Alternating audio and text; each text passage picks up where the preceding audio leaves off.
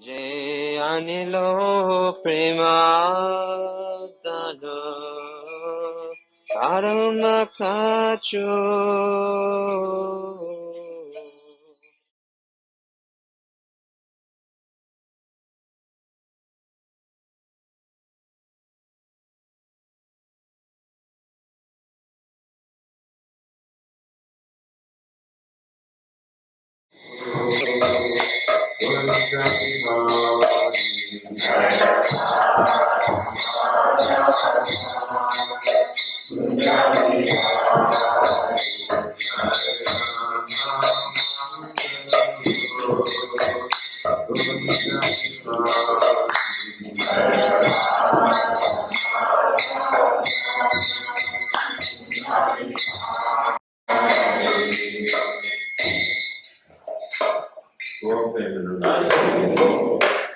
Om Namo Bhagavate Vasudevaya. Om Namo Bhagavate Vasudevaya. Om Namo Bhagavate Vasudevaya. Om Namo Bhagavate Vasudevaya. Om Namo Bhagavate Vasudevaya. Om Namo Bhagavate Vasudevaya.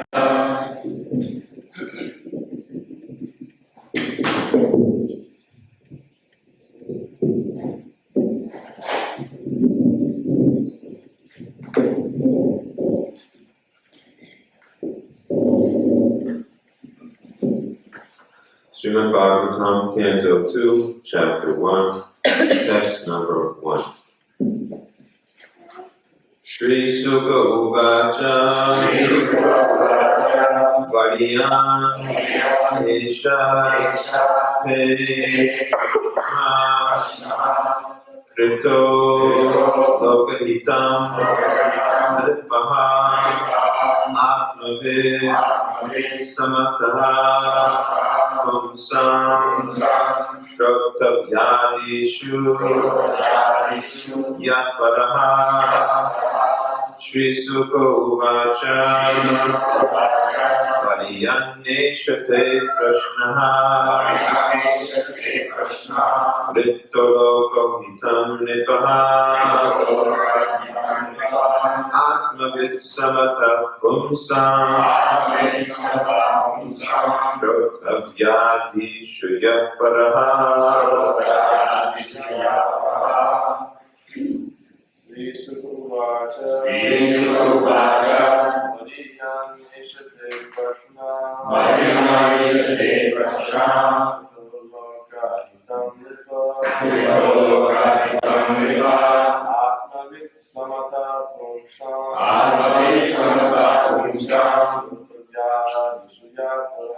Shrotavyadishu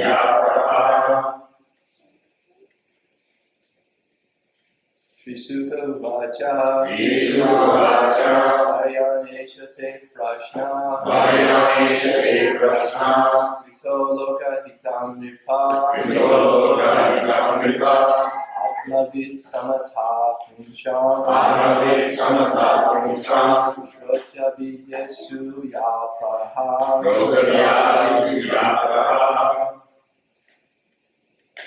Sukha Uvacha Variyaneshate Prashnaha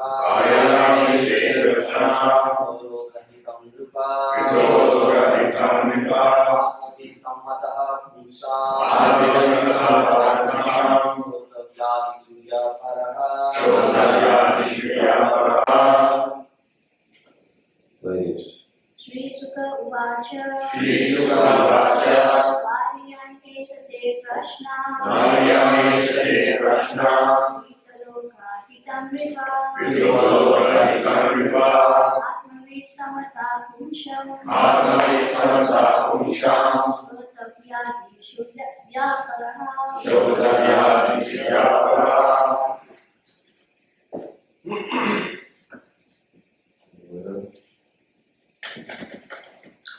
Shri Sukha Uvacha Shri Sukadeva Goswami said, Harihan, glorious, Esha, this, Te, your, Prashna. Question. Kritaha. Made by you. Lokahitam. Beneficial for all men. Nirapaha. O King. Atmavid. Transcendentalist. Samataha. Approved. Pumsam. Of all men. Shrotabya adishu. In all kinds of hearing. Yaha. What is? Paraha. The Supreme. Translation. Sri Sukadeva Goswami said, My dear King, your question is glorious because it is very beneficial to all kinds of people. The answer to this question is the prime subject matter for hearing, and it is approved by all transcendentalists. Purport. Even the very question is so nice that it is the best subject matter for hearing. Simply by such questioning and hearing, one can achieve the highest perfectional stage of life. Because Lord Krishna is the original Supreme Person, any question about him is original and perfect.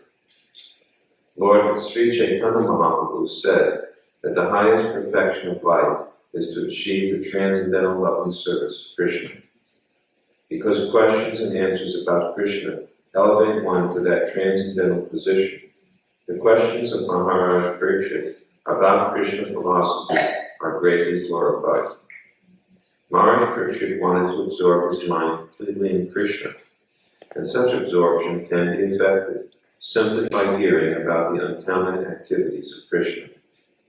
For instance, in the Bhagavad Gita it is stated that simply by understanding the transcendental nature of Lord Krishna's appearance, disappearance, and activities, one can immediately return home, back to Godhead, and never come back to this miserable condition of material existence. It is very auspicious, therefore, to hear always about Krishna. So Maharaj Parikshit requested Sukadeva Goswami to narrate the activities of Krishna so that he could engage his mind in Krishna. The activities of Krishna are none different from Krishna himself. As long as one is engaged in hearing such transcendental activities of Krishna, he remains aloof from the conditional life of material existence. The topics of Lord Krishna are so auspicious that they purify the speaker, the hearer, and the inquirer. They are compared to the Ganges water which flow from the toe of Lord Krishna. Wherever the Ganges water goes, they purify the land and the person who bathes in them. Similarly, Krishna Katha, or the topics of Krishna, are so pure that wherever they are spoken, the place, the hearer, the inquirer, the speaker, and all concerned become purified.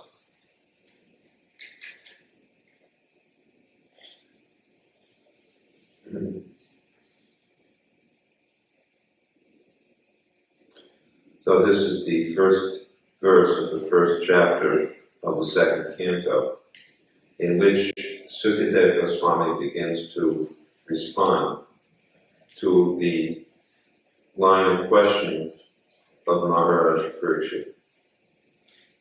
The basic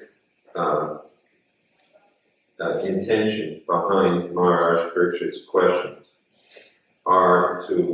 is to understand the topic of Lord Krishna's transcendental activities. As it is explained by Prabhupada in the verse, purport, he alludes to the Bhagavad Gita text, Janma Karma Chane Divyam, Yomam Veti Tattva Maha Tepta Deham Punarjanam Maiti Mamaiti So Arjuna. The nature of Krishna is such that anyone who hears about Krishna, his birth, his activities, at the time of passing away, that person will not have to return to this material world. What is it about Krishna's activities that is so special? First of all, there is no material contamination of any type. When we say material contamination, we mean that the activities of Krishna are beyond the changing nature of material existence. the presence of time in the material world makes everything temporary. So that even wonderful activities here are still temporary.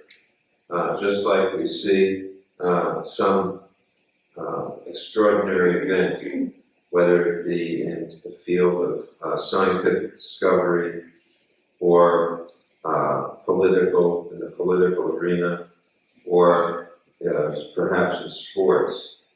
And the whole world becomes enthralled, enchanted by the nature of that event or activity. But within a few years, it's forgotten. Not even a few years, within a few months, people have moved on to some other subject matter. But, and that is all due to the passage of time. The nature of time wears away everything. So, in a sense, we are trying to stop the passage of time. Just like yogis, they know the art of breathing so that they can offer the ingoing breath into the outward growing breath. And the result is that time basically, or at least the effect of time on their body becomes stopped. And as such, they can live sometimes for hundreds of years by this yoga technique of breathing. So we are not practicing a physical type of yoga, hatha yoga, but we're practitioners of bhakti yoga. And the essence of bhakti is bhakti mama vijanati yavanyas chasmi tattvaha. By bhakti, we can come to know Krishna. And the connection with Krishna protects us from the influence of the time factor. Therefore, it is said that if you remember Krishna at the time of passing away from this world, you will not have to take birth again. That means you escape from the effects of time.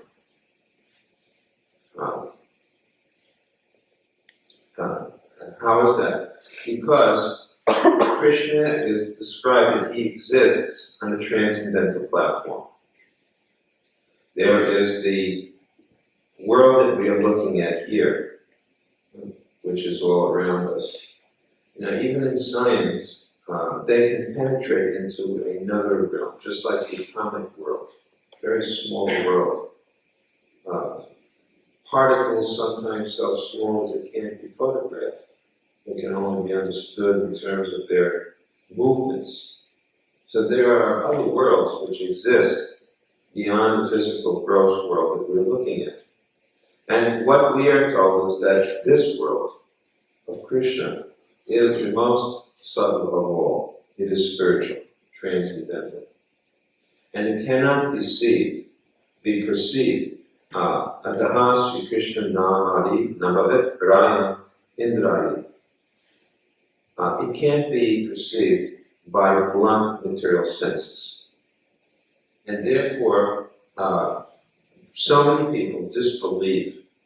They are non-believers, unbelievers. They can't believe because they cannot see.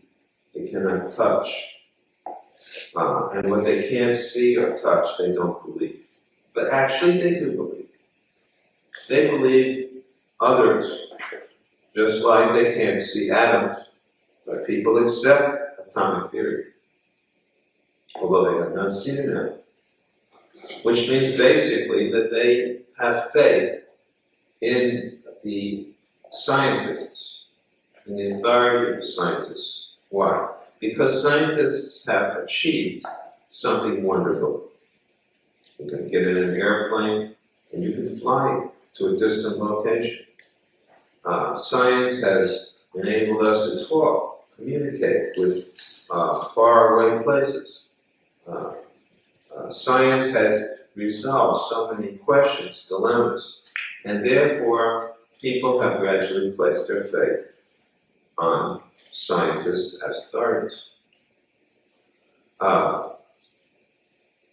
Because as the Kali Yuga progresses, the importance of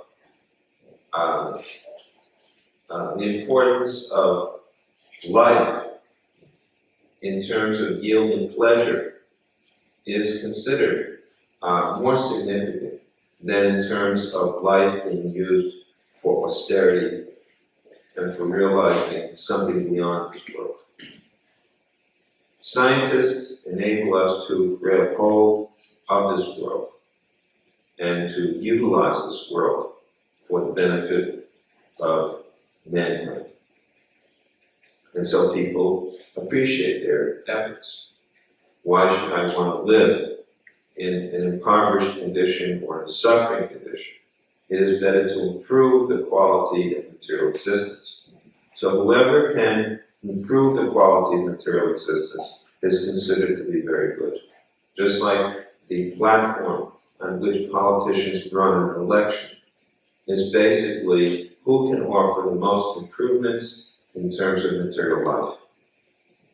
Whoever gives the most promises is getting elected. The point here is that material civilization, which is developed in the Kali Yuga, has a different goal than Vedic civilization.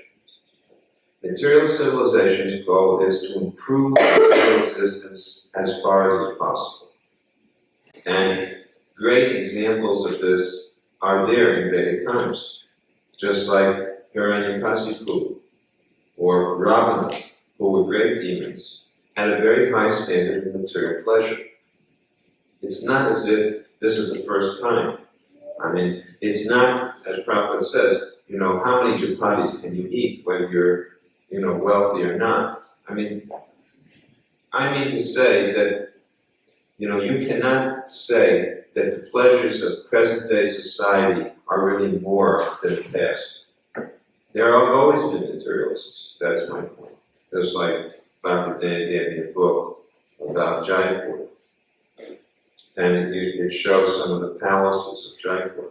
I want to see the best house in Dallas, and you will see that it cannot compare to the outhouse in Jaipur. Go to the best mansion in Dallas, and you can't compare it to these mansions in Jaipur. Neither can you say, that they had the kind of wealth that they had in Jaipur. Even modern day Jaipur, even when they were kings and queens, they had a garage with 60 cars. That's their personal cars. Now you can say, well, so what? So-and-so, Mr. and Mrs. So-and-so, who are, billionaires living on White Rock Lake, they have thousands of automobiles. They're businesses. Yeah, they're businesses, but they can't use them. When it says that the Maharaj of Jaipur had a 60-car garage, it means he had 60 cars for his own personal use. He had 100 or 200 elephants for his personal use. In other words, the degree of sense gratification was actually more, in every respect, in Vedic civilization. So there has always been material sense gratification available. In fact, of a higher standard. They didn't have to worry about these crazy diseases now. These people on White Rock Lake do have to worry. They got to keep going to their doctor and getting checked up for high blood pressure, heart failure, this disease, that disease. Much more than in the past. The standard of material life has gone down in every respect. We won't talk about the food that they eat. Look at the clothes that people wear. They pride themselves in wearing such beautiful clothes. And what is the clothes manufactured from? Mostly synthetic fabrics, which are nothing but oil. Imagine pouring oil on something. So here's your new set of clothes, and you pour a couple of gallons of oil over it. Actually, that's what these suits are. But in those days, people wore pure silk, pure cotton, wool, real fabrics. I mean, on every level. Now you can say, well, they made, oh, that was the king and the queen, but everybody else was poor. All right, there's some truth to the fact that the standard of living has been more equalized. But I'm only trying to make the point that as far as material existence goes, there has always been the opportunity for sense control. But the basic underlying principle of Vedic life was, this is temporary. There's no point in it. There's no point in making such huge endeavors when after all it's temporary. That means that Vedic culture believed in something which is permanent or eternal. And the present civilization does not. At least it does not in the same way. Even people who are said to be religious have pretty much transformed religion into a very different, type of system. God is no longer, a supreme being with whom we can have a relationship. God is seen within human relationships. Humans and their relationships with each other have become the manifestation, the proof of God. But a God out there, up there, somewhere that you can love and hold on to doesn't really come into play in many modern day, religions. And therefore they also don't believe in some other world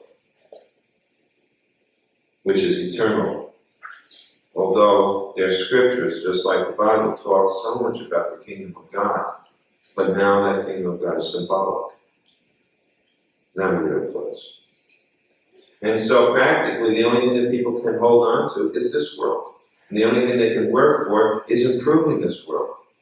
And the only way that they can get any satisfaction are in the relationships of this world. Now, we believe in a different system. We believe in another world. And we believe in the relationships of that other world. And we believe in the person who is the supreme person of that world, who is beyond time, and that world is beyond time, and those relationships are beyond time. Why do we believe, and why do others not? That we have some experience. When we chant, we get some satisfaction. We feel the effect of the chanting and the worshipping of Krishna, and it gives us satisfaction. Just as people get satisfaction from ordinary material relationships. We get some satisfaction. But we appreciate this relationship with Krishna more because we don't see that it fades with the passage of time. Just as Krishna, his beauty is not, it doesn't fade. Scripture explains that his beauty doesn't pass away. That although he appeared to age, when he reached the age of Kishore, he never went beyond that age. No old age for Krishna. And as far as the relationships with Krishna go, they're not static, they're dynamic. They continue to increase. They get better and better. It's explained that the loving affairs between Radha and Krishna know no end in terms of their loving reciprocation. More and more and more. Krishna attracts Srimati Radharani, Radharani attracts Krishna, and the attraction increases more and more. And there's a competition for who can attract whom more. So Maharaj Krishna wants to hear about that world and that person. He knows that I'm going to have to leave this body. He sees the distinction between the soul and the body. That is another difference. Modern day religions don't make this distinction. They do not see the living being as the soul separate from the body. That's called dualism. They don't agree with dualism. They see that it's a one basic content. Mind and body are one being. And make no distinction. They don't hold to this, although classic, philosophy pretty much followed this point of dualism, just like the Bhagavad Gita teaches, that the body and the soul are different. But, in the last, 100 years, 200 years, things are no longer being taught that way. To the point where, some argue that there is no such thing as a soul or even a mind. There's just, there's many theories now where the mind is just electrical impulses. Everything is reduced to, little charges that go off in the body. And put them all together, they form what appears to be mental impressions. In other words, everything is called, everything can be reduced. Reductionism means you break everything down to the most simple thing. And when they break it all down to the simple thing, they don't come to the soul. They just come to impulse. Everything is, making impulses, that's all. And therefore, Prabhupada makes the point, if everything is simply down to that, then when someone dies, why do you cry? Then they'll say, well, those tears are also impulses. But still you cry. You still have feelings. And actually, it is a fact that consciousness cannot really be satisfactorily explained. This still remains the most difficult thing for science to deal with. They can't explain consciousness. They have no way to actually analyze what produces consciousness. Where does it come from? The theories, but they have not been satisfactorily accepted. Nobody accepts them overall. So, Maharaj Krishna wants to hear about a spiritual world. He wants to hear about Krishna because he firmly believes that when my soul leaves my body, I'm not going to take another birth in this material world. I want to go back to that place where Krishna is. Now, what makes Krishna's activity so special is the loving quality of those activities. Krishna infuses all of his dealings with tremendous loving reciprocation. His devotees especially are very wonderful. They exhibit great qualities. And this is one of the special qualifications of Krishna, his loving devotees. He himself has so many extraordinary qualities which attract all living entities. Vrindavan, the pastime place of Krishna, is full of many types of living beings, and they're all attracted, they're all singing the glories of Krishna. So, this is Krishna consciousness, that the mind should always be focused on Krishna. Prabhupada has given us a instruction, which is the same instruction we find, basic instruction throughout the literatures. Always remember Krishna, never forget Krishna. And Prabhupada has practically made this possible by giving us the mission of spreading Krishna consciousness. Because we may not have the taste for always remembering Krishna, never forgetting Krishna. So Prabhupada has equated, he said that any service done for Krishna is remembrance of Krishna. And so he has given us the task of making the world Krishna conscious. By making the world Krishna conscious, we find that we can be continuously engaged in Bhakti Yoga. Whatever our activities may be, whether it's going out at Sankirtan, whether it's cooking, whether it's raising the children, teaching the children, whatever it may be, all activities have their relationship, connection with Krishna. What is the proof of that? That when we do these services, we find our taste or attraction for Krishna increasing. And this should be the proof when your attraction for Krishna increases and your attraction for material existence decreases, this is a sign that Krishna consciousness is working.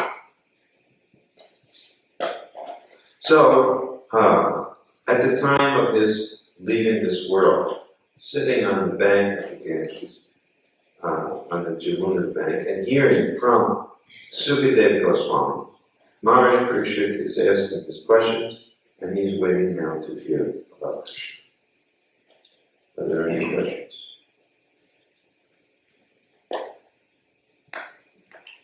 Lately this week there's been a lot of focus from the scientists on the subject of cloning, which again is man's trying to be God. How is the soul imparted into an animal entity that is cloned? How is that possible? Can you explain what you do? Just recently, scientists have been able to clone a sheep and create another sheep from one sheep. And my question is, What do you mean create one sheep from another sheep?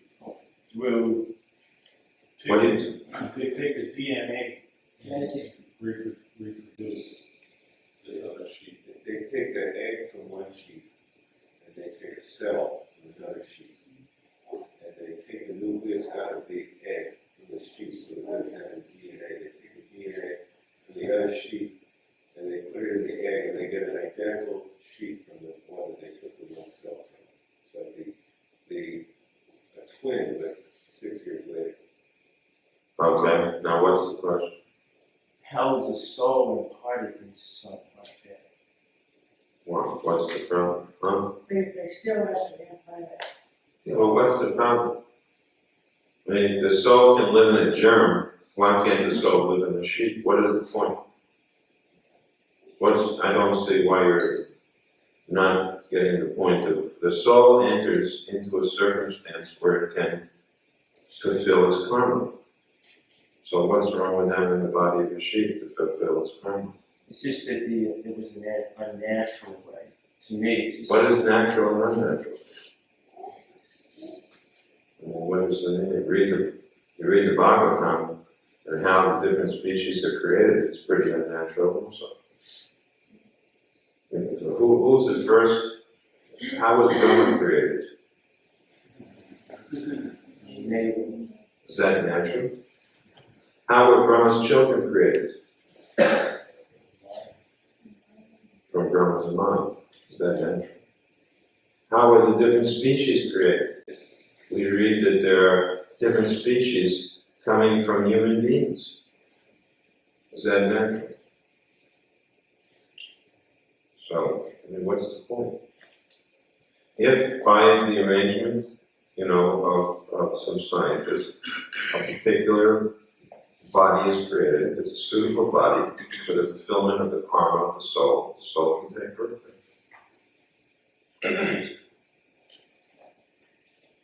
That's just a way of taking birth now. You take birth by scientists cloning, that's all right. There's no super birth. One part, the grandparents gave birth to a lump of flesh, and they divided them to put each little part into a little pot. That was pretty unnatural too. And somehow they turned into human beings. As long as the body, the form, is suitable for fulfillment of karma, then we understand the soul can become present. Each soul is looking for a circumstance through which it can fulfill karma. It's karma. It's irrelevant how that body was created. Is it a worm to be cut into? Yeah, a worm can be cut into two. And there's two worms, they both alive. So that means that the soul sought the opportunity to take shelter there. Whether that soul is already in the body, it may have been. That's also possible. Prophet said one big body can house many souls. Just like within your body there may be many germs and other things which are separately existing, but living off of your body, but they're inside your body. Even in the body of that worm, there may have been more than one soul. And it was at one point, living as some type of living on that worm. And now it gets its own worm body by being cut open here.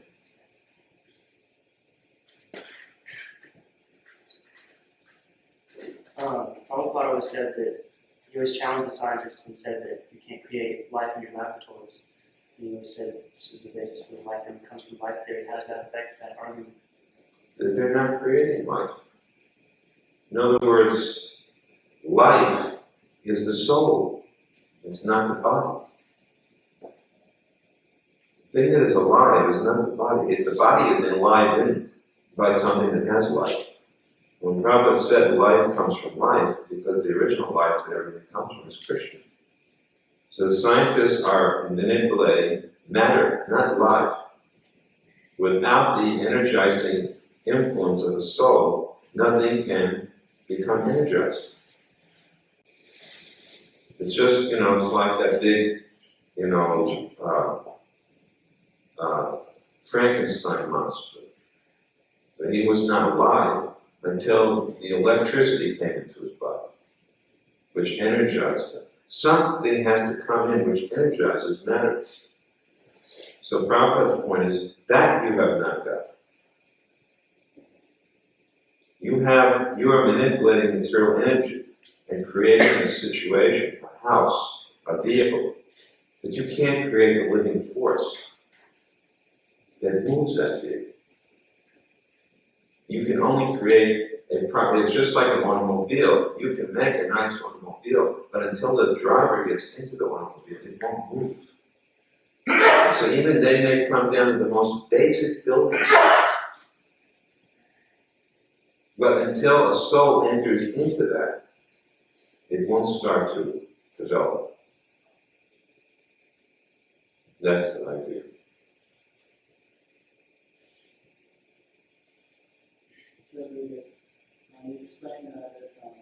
Now, I don't think you can convince a scientist of this very easily. At least I couldn't.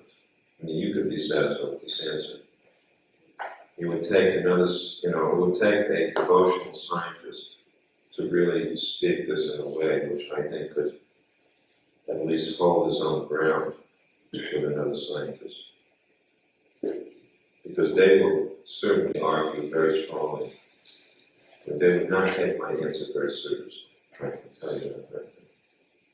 They don't take this answer seriously at all. We don't impress the scientists. Don't think for a second that we do. We don't impress. In this case, of flying the sheep, it's not that they created that body, they took it from one sheep, they took the cell from another sheep. Right. They didn't create them. But they will argue that you're saying that some soul enters in it. They're going to say, where is that soul? They'll say that you cannot see.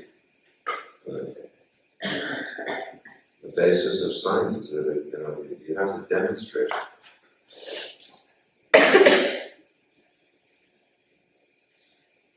Although many of their theories are not based on experiment. I mean, the big, in the field of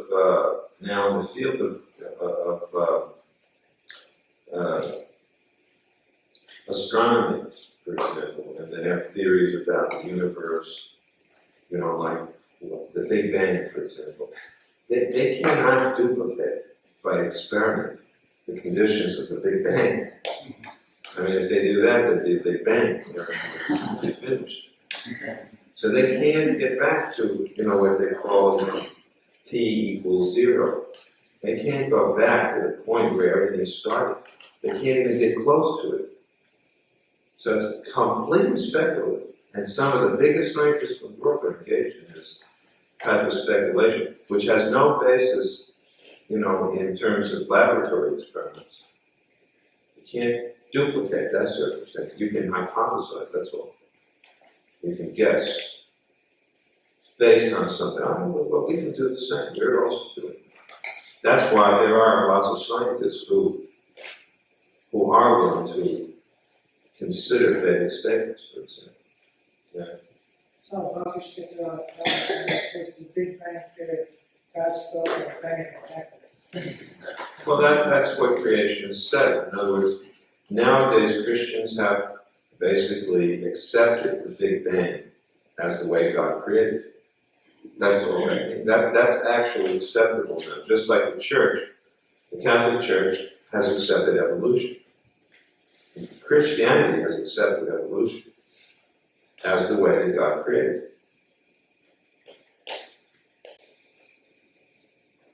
We do accept that. In fact, Christians are astonished to find out that we don't accept evolution. They think that we're like, prehistoric. We are caught somewhere back in the Middle Ages, pre-enlightened philosophers. That's what they think we are. They can't imagine that we are holding on to something like that.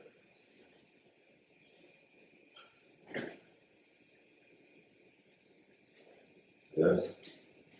And when they mix things together, they can't really make anything happen. They just mix them and then they observe it and see what happens. It's not as though they're actually making the life. They're just mixing ingredients, and then if something happens, they say, we made it happen.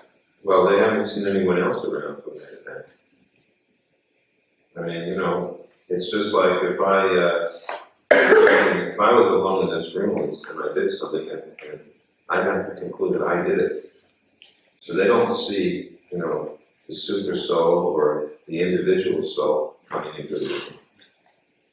And they do everything they can to control the conditions of that environment. And as far as they could make out, nothing in was completely sealed. Everything was sealed off. And all you're saying is this invisible soul, directed by another even tinier soul inside the soul, flew into the room from somewhere by the intelligence of someone who knew that this is the right moment to come in. And that's really, you're asking for a lot. You're asking for a great deal of faith for someone to believe that.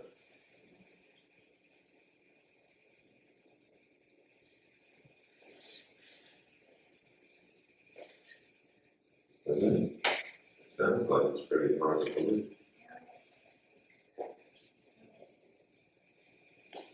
I think one of our strongest arguments is that despite all of their answers to so many questions, the quality of life gets worse and worse. I mean, to me, that still comes down to the most convincing point of all. That I lived with Prabhupada, and I saw a person who lived a very nice life. And I can't see anyone else who lives as nice a life, or exhibited the same qualities of nice qualities like them. I can't see a society or civilization that reads as well as the one I read about in the books. So still, I come down to buying into that standard of life. And to me, that proves something. Somehow or other, if the final bottom line of all of it is the kind of civilization that we're heading towards and living in, then I just don't believe anything. But I can't believe my eyes. I can't believe, the philosophical underpinning that comes along, you see, with all these scientific discoveries. And that's what leaves me unconvinced.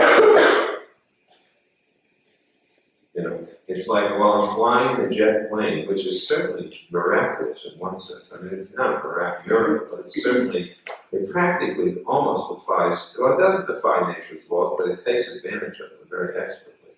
But while I'm flying there, they're cooking meat in the kitchen. They're roasting some dead carcass.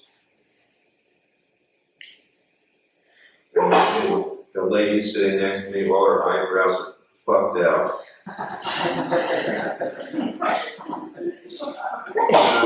What kind of society is this?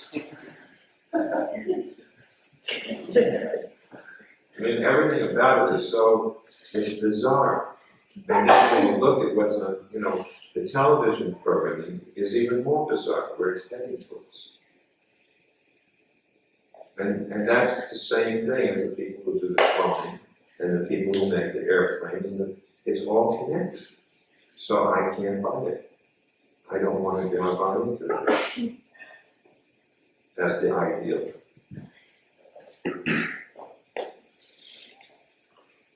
So devotional service is what I think to do.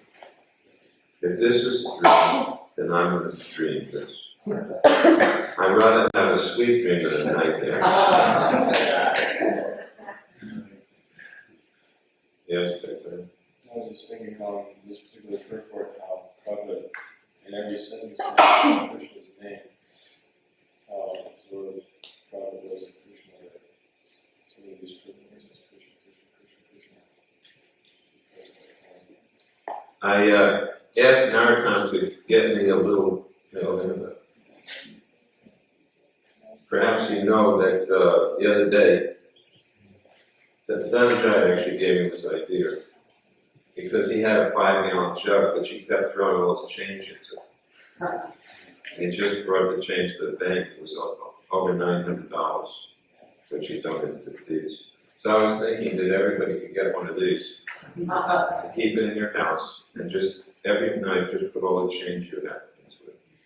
And then at the end of the year, we could gather all the money together and probably be enough to buy the deities. New set of clothes. Does that sound a good idea? Okay, I think you can have it first, since you have the most people that know. Is there any use of change nowadays? Do you get to use change very often? Not so much use. You turn the changing world into eternal. What is that? You turn the changing world into eternal. How many of those do you have? Okay, give them. I'll give them. Who would like one?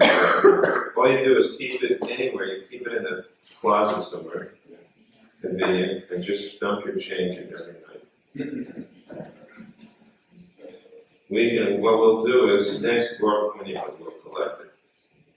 You get 1 year from 420 to 420. Anybody else want one? Okay. Yes, it doesn't cost you anything to take one. That's what you think. Looks harmless, right? An empty bottle. I think they've all been cloned.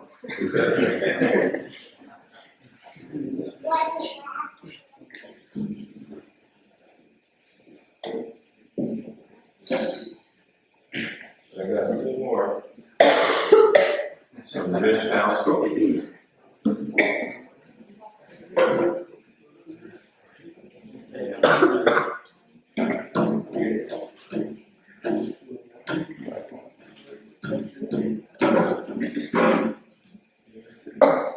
Melinda, you're getting one of those? Getting one? I can't reach that far.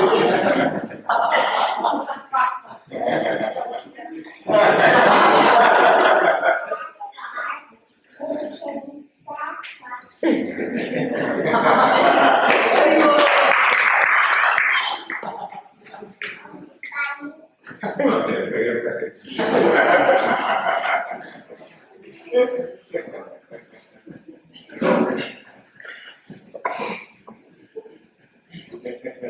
Okay, so remember now you have to dump the change. And it's not a competition or anything. We won't even count up the change. Just dump it all together so you don't have to feel that you're competing.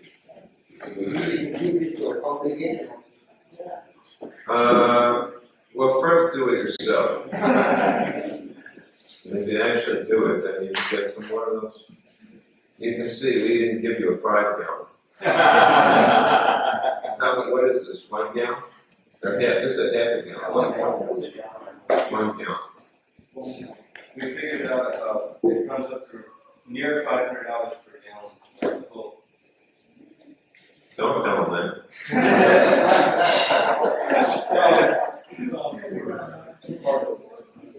More silver than pennies. Anyway, put your coins in. Did you get one of those?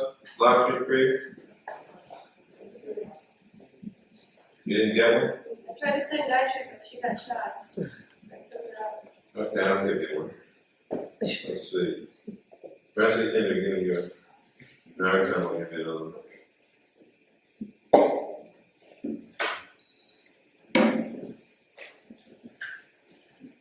Good, perfect.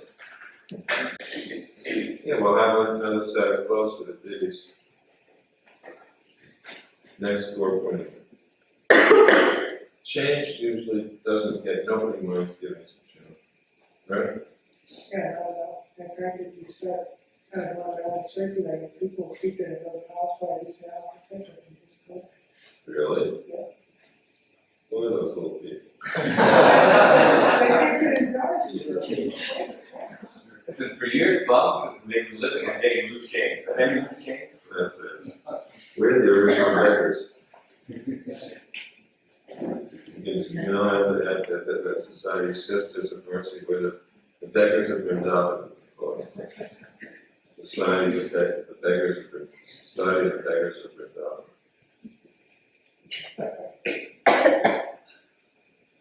All right. Any questions, ladies? Any questions? Dr. Lynn?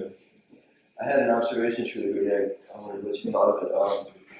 You mentioned that one of the ways that we can become Krishna conscious is by preaching Krishna consciousness. And I thought of the Alcoholics Anonymous, the way that they find the way that they're successful in conquering their alcohol addiction is by counseling others in alcohol addiction. And it said that this is actually the only way that you can actually quit a severe alcohol addiction. Okay. So what's the point? I was just wondering if What's that your is, observation? well, the observation is if we can see that this process actually does have some application, although it's not a spiritual endeavor. Okay, so what's your observation? The observation is that, well, just that there's a similarity and that it Okay, we know that. Now, where are you going from? What's the point of that? You want either there's two things you could be saying. One, that we should incorporate some of their ideas, or two, that the reason they're successful is because their ideas incorporate some fundamental ideas which are Krishna consciousness. Which are you trying to say? The latter. When we say that about practice, I mean that's our philosophy. Everything is already there to begin with. Again, that's the difference between our way of thinking. We say everything is cyclical. There's some, it's like Plato said, there's some basic ideals which are repeated again and again in different situations. That's not very modern way of thinking. Modern ways of thought is that we're making progress. Everything is ever new. Plato said there's already an ideal, and you're just repeating that ideal. That's basically what we said. The material world is a perverted reflection. So whenever you find something good in something, you say, oh yeah, I know about that already. Alcohol Anonymous, big deal. We already have that. Krishna has given you the intelligence, a little bit of the intelligence, which he's manifested fully in the form of Krishna consciousness. He's given partially in your Alcoholics Anonymous. But that's also, there's a type of, that's just one type of religious belief, which says that every religion in the world has different degrees of the truth, but ours has the full embodiment of it. There's lots of religions that think that way. That's what you're saying.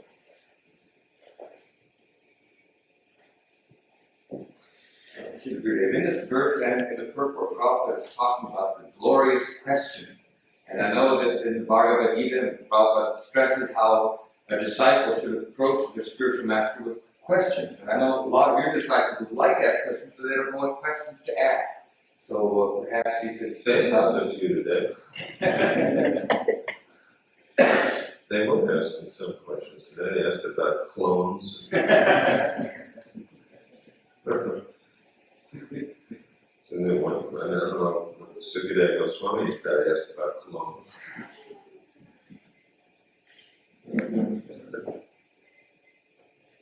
But I suspect if we were sitting on the bank of the Jamuna with 7 days to live, we wouldn't ask about clones either.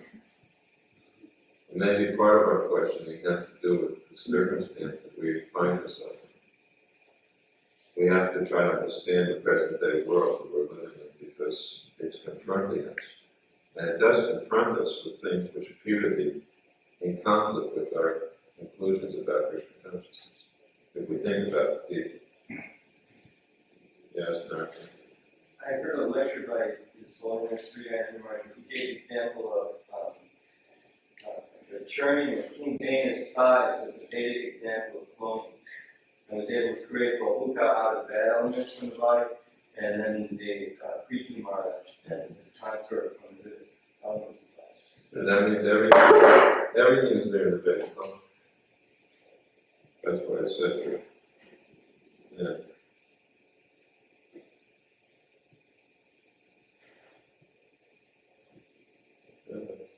That's a good example.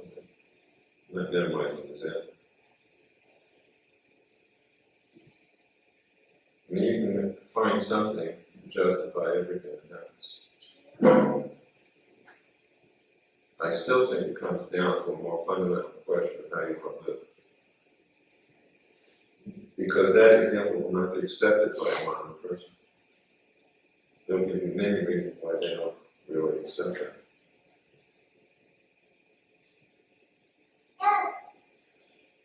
I find it all right. I'm just saying.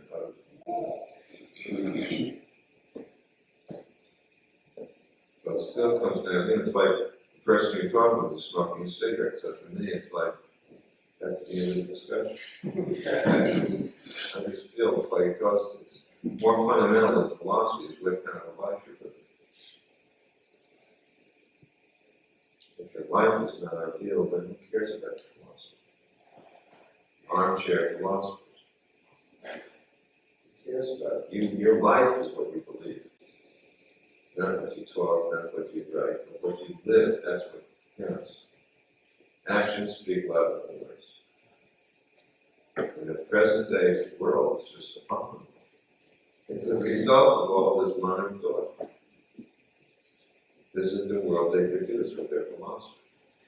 And if they say to us, look what we've done, I'll say, yeah, that's the whole problem.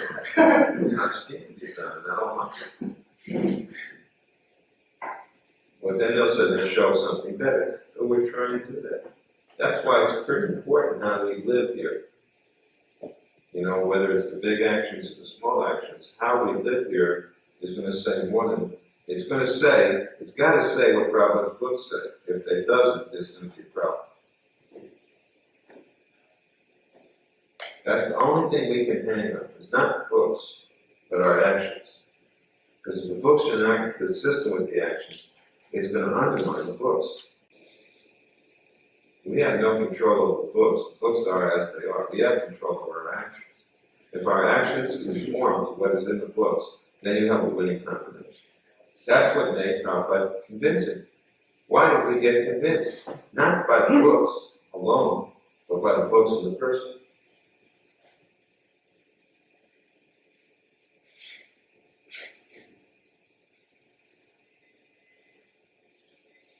All right. So you have to get another bottle for Rasa Chandra and your own self also. Right? I know your wife will have lots of coins to put in there. She can take all the kids' money at school. Steal the money from the kids' pockets. You can keep a bottle in the school also. Maybe the kids will steal their parents' money. We already have one in the classroom room. Really? Yeah, every time they say a bad word, I charge them a dime. Should be full.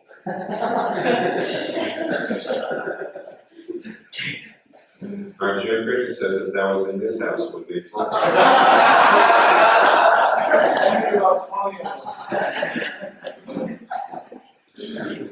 You put one one in every room. That way you'll know which is the most simple, which room has the greatest simple influence. All right, Jai. Srila Prabhupada ki Jai. Shri Radha Kalachan ki Jai. Or Bhaktivedanta ki Jai. Or Krishna Consciousness. Jai.